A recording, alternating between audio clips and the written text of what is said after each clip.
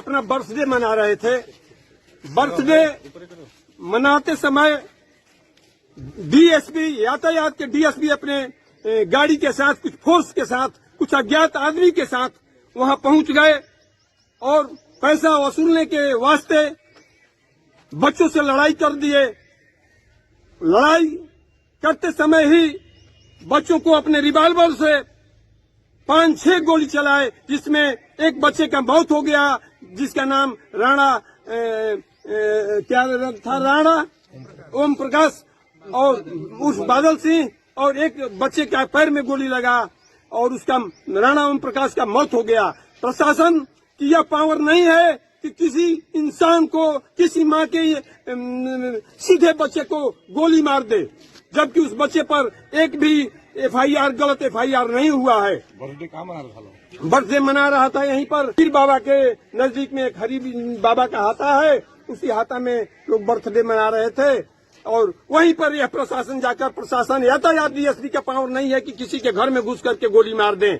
इनको फांसी की सजा दिया जाए, फांसी की सजा दिया जाए, इनके पूरे साथियों को फांसी की सजा दिया जाए।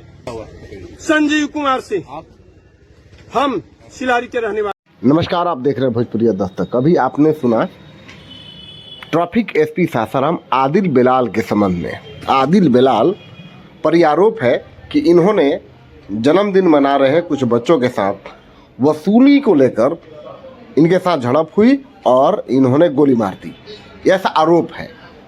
पुलिस इस मामले की जांच कर रही है कि आरोप में कितनी सच्चाई है।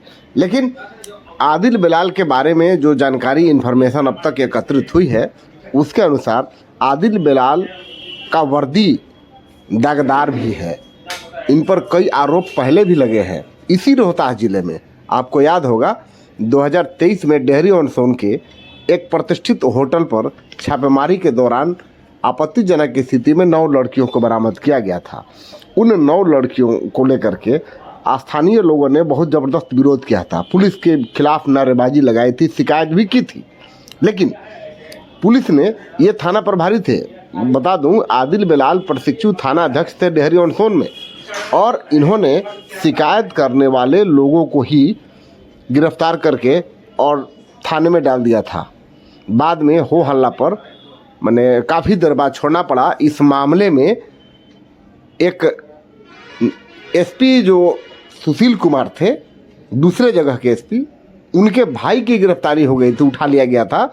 उस पर काफ़ी हो हल्ला हुआ था। उन्होंने बहुत कुछ बातें आपत्तिजनक लिखी थी पुलिस को, वो भी हमने आपको पढ़ाया, आपने देखा पीछे में। उसके बाद मामला शांत हुआ। ये आदिल बेलाल साधारण आदमी नहीं है, ये एक पेशे से इंजीनियर रह चुके हैं और इंजीनियरिंग करने के बाद इन्होंने गेट क्वालिफाई किया। गेट क्वालिफाई करने के बाद इनमें अधिकारी बनने की ललक पैदा हुई और ये बिहार के 64वीं बैच के डीएसपी, बीपीएससी कंप्लीट करके और डीएसपी बने हैं। 22वां रैंक इनका पूरे बिहार में रहा था और ये काफ़ी चर्चित रहे थे। इंटेलिजेंट हैं और अपने हुनर पर इनको मद्दा है।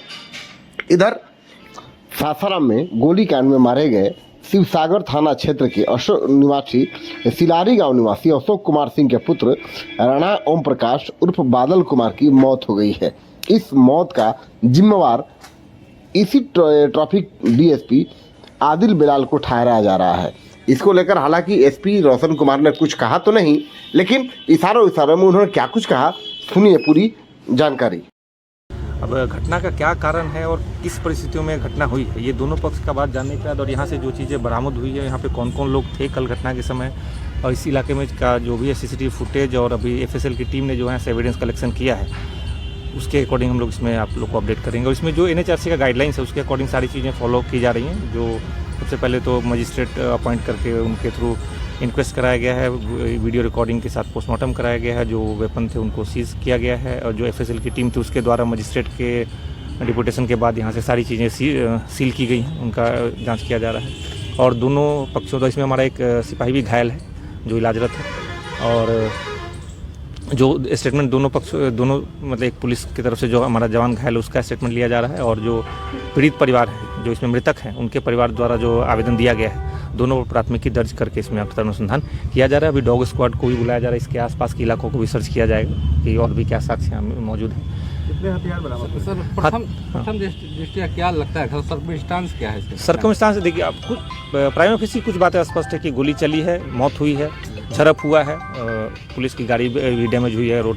तो किस सर्कमस्टांस से, क्योंकि यहाँ बहुत ज़्यादा पुलिस वाले थे नहीं, और जो है वो इसमें से एक इंजर्ड है, और बाकी इसमें से सबसे पूछताछ करने के बाद इस रास्ते में सीसीटीवी कैमरा भी है, हाई रिजोल्यूशन कैमराज लगे हुए हैं। तो पूरे टाइमिंग के साथ अभी हम लोग वही कर रहे हैं। पूरी टीम जो जिले की है, यहाँ पे डीआईयू टीम और एफएसएल की टीम और डॉग स्क्वाड की टीम, सबको बुलाया जा रहा है। सबको टीम बना के अलग अलग जगह से साक्ष्य संकलन करके इसमें अनुसंधान किया जाएगा, फिर उसके अकॉर्डिंग पुलिसकर्मी पर भी आरोप है। बिल्कुल, इसमें जो आवेदन उनके द्वारा दिया गया उसको प्राथमिकी दर्ज करके अख्तर कार्रवाई इसमें की जाएगी, फिर आप लोग अपडेट करेंगे। हथियार वगैरह मिले? एक एयर गन मिला है जो टूटा हुआ था, और भी चीज़ें मिली है। 10 के आसपास यहाँ से बाइक बरामद हुई, तो उसका स्वामित्व का सत्यापन किया जाएगा, और भी टेक्निकल एविडेंस जुटाया जाएगा कि यहाँ घटना के समय कौन कौन लोग थे, क्योंकि 10 बाइक के होने से और जिस तरह का यहाँ घटनास्थल को देखने से प्रथम दृष्टया यह स्पष्ट हो रहा है कि यहाँ काफ़ी संख्या में लोग थे। तो काफ़ी संख्या में लोग थे, उसमें से मृतक भी एक है। तो बाकी लोगों से पूछताछ करने पर पूरी तरह से स्पष्ट हो जाएगा कि घटना क्या हुई थी। तो हाँ, वो बोतलें मिली हैं, लेकिन अब उसमें वही मैं कह रहा हूँ कि हाँ 20 से अधिक लोग थे, ये स्पष्ट है। ये आपको घटनास्थल के निरीक्षण से पता चल जाएगा।